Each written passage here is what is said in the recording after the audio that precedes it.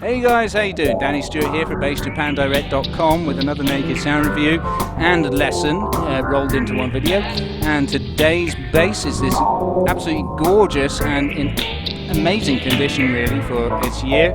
This is the Fernandes FPB45 and this one I believe is a late 70s one or an early 80s one, I'm not sure, but it's got the it actually has the higher end tuning pegs there with the torque adjustment on it, and it's got a gorgeous two-piece body in Sen, rosewood fretboard on a one-piece maple neck.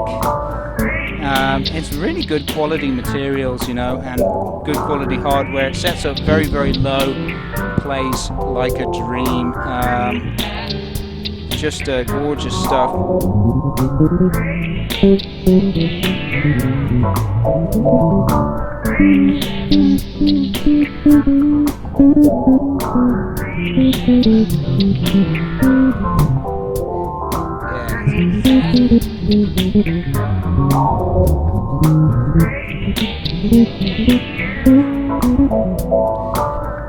Yeah, that's really, really very, very easy to play, and this is available right now. It's entirely original except for the thumb rest, which is something that we added. It was missing its thumb rest, but it had the holes for it. So it's in excellent condition. It plays great, and I thoroughly recommend it. And stick around for the lesson as well, which is going to start after the demonstration. Demonstration is only short because of this bass, because it's just a P bass. It's very simple. And then we're going to learn that riff.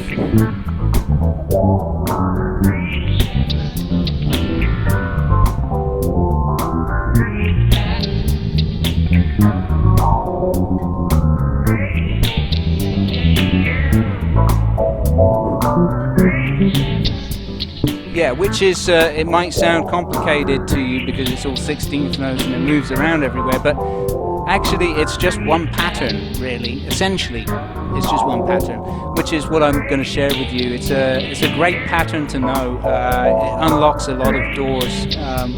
So stick around for that. Okay, let's get on. Let's get into this and see how I built the loop and go from there. Okay, so what we'll do is we'll go with the tone all the way down, and we'll get that riff down.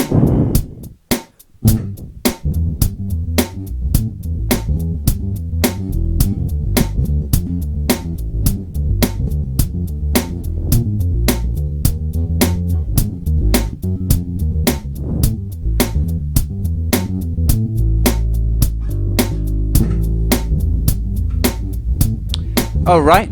Next, what we want to do is turn the tone up, get some chords swelled in. Just going to do some lower chords here.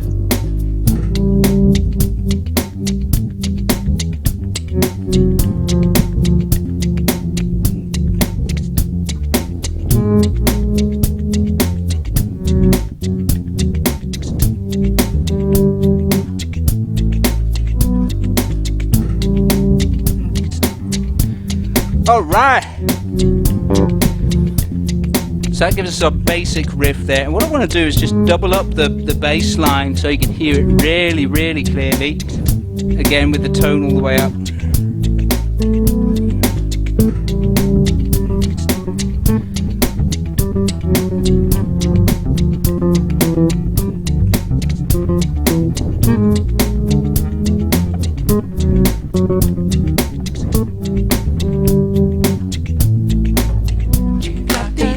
A7, going to the G7,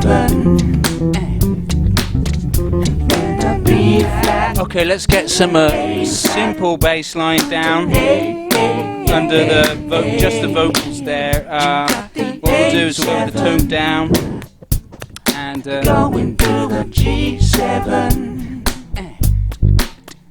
then a B flat, an A flat, an A.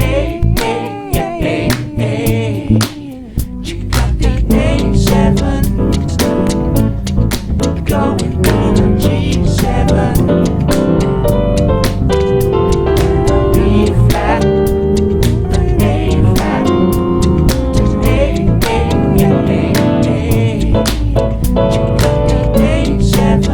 okay, you've already heard me playing fingerstyle with the tone down and the tone up, and a bit of palm mute with the tone down as well. So what I'm going to do is just play the riff in picking with the tone up.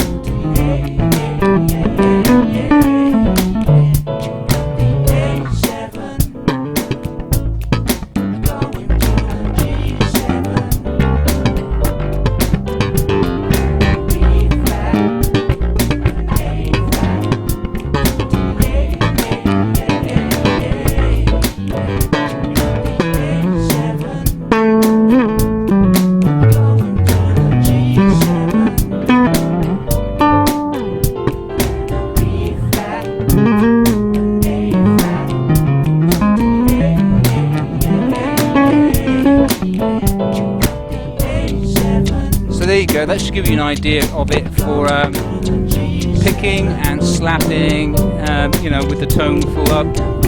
So, I mean, it's just a P bass, very simple. So next we can get on to the lesson portion. Okay, so let's move on to the lesson portion now, and we're going to learn this riff, which is not as hard as it sounds actually.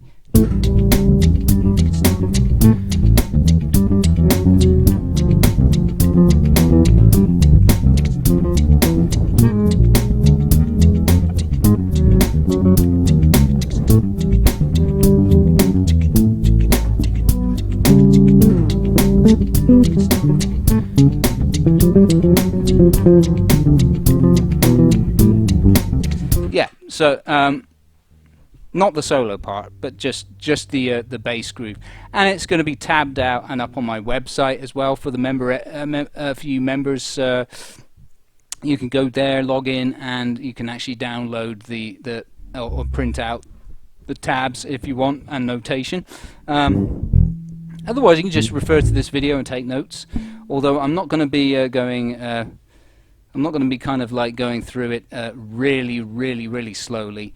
But basically, it's not as hard as it looks. That's basically it. And it sounds Jacko-esque, doesn't it? Yes, it is influenced by Jacko, of course. And it is played on a P bass, excuse me, what blasphemy. But yeah, because today I'm demonstrating a P bass, you know, it's just a really useful riff that you can move around the fretboard, and it works with minor chords and it works with dominant 7th chords because it does not, it omits the third, but it has all the other keynotes, which is beautiful. So you've got the root, if we're in A here. You can refer to the tablature for this and notation. We've got the 7th here below that. We've got the major 6th, and then on the adjacent string we've got the 5th, and then the 4th, then the 9th. We're skipping a note, going right down to the 9th there, or the 2nd, and the root. And we also use an open E as well, which of course is the 5th. And the pattern is going like this. So we're going from the octave to the 7th to the 5th to the root. That in itself is a very common pattern and is very, very useful.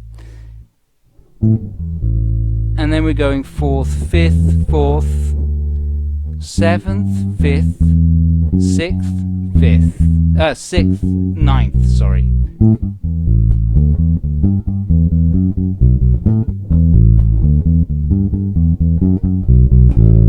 Alright. And that is the entire pattern, and it is transposed down a key and then up to B flat and down to A flat before it goes back to the root again. It's kind of, it's a bit bluesy. It's like a really messed up blues, in the sense that it's got tritone substitutions for what would be the E and the D, you see. So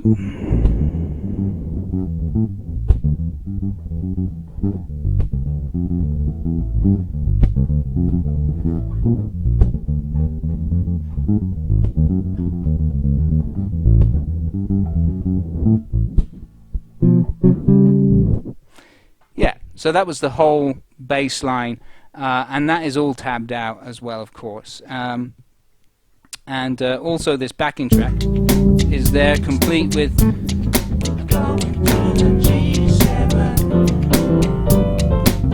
you can download the backing track as well, you see, so you can practice with it.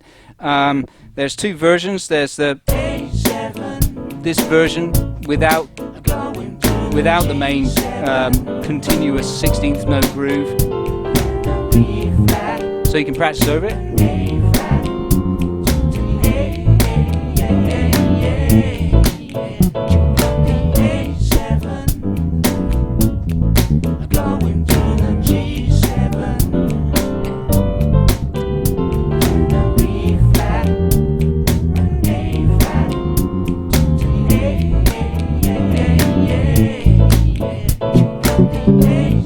Yeah, so hopefully that will be very useful for you as well, to be able to download those. And let me just give you the variation pattern which happens on B flat. So it starts off the same, of course, but we're in B flat, so we're a semitone up. So we go in octave, 7th, 5th, root, and then we're resting, and then we're going 3rd, 4th, raise 4, 5th. So very just classic.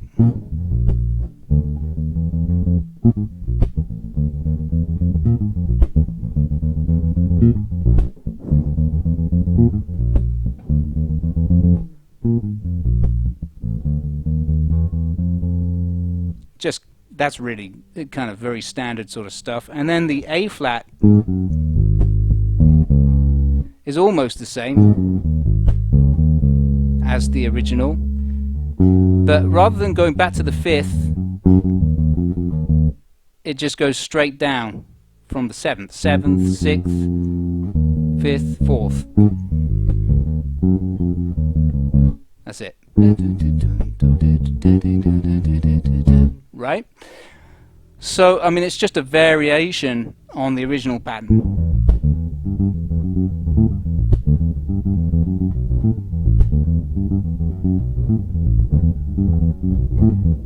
It's really hard, actually, to get that fast and even. So what I suggest you do is start really slow, put on the on a beat. A metronome is okay, but you know, if you've got a drum machine, putting on a beat is better, just because it's more real.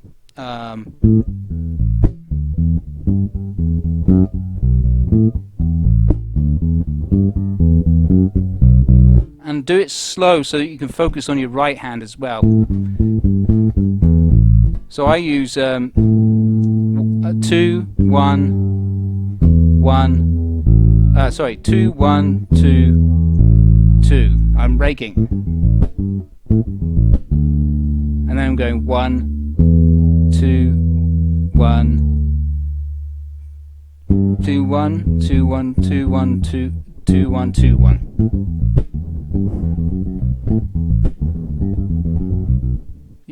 you know, for the right hand fingering. So that is maybe the hardest part of it, getting those two together.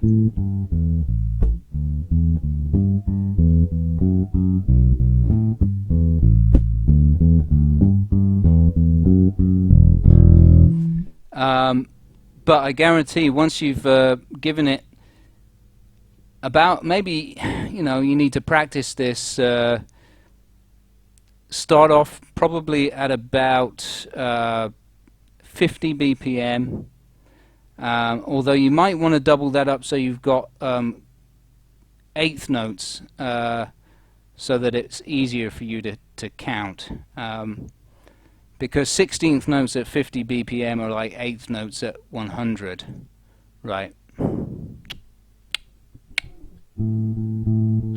It's like this.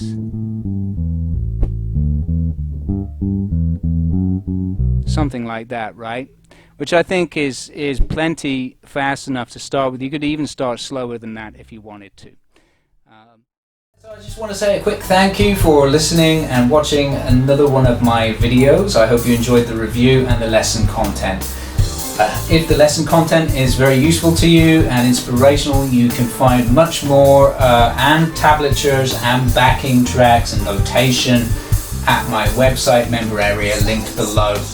Also, if you like my music, this is an original track playing underneath this spiel, please support it by hopping over to my Reverb Nation page and streaming the crap out of it. There's loads of music there. I have created loads of music over the years because I have done composition and production professionally for various commercial projects, as well as for myself as well too. So there's a hell of a lot of stuff there. I hope you enjoy it. If you enjoy it enough to buy it, I would really appreciate that. All the money that I make from my music, I put back into it, into recording, getting new equipment, so that I can do a better job of it the next time round.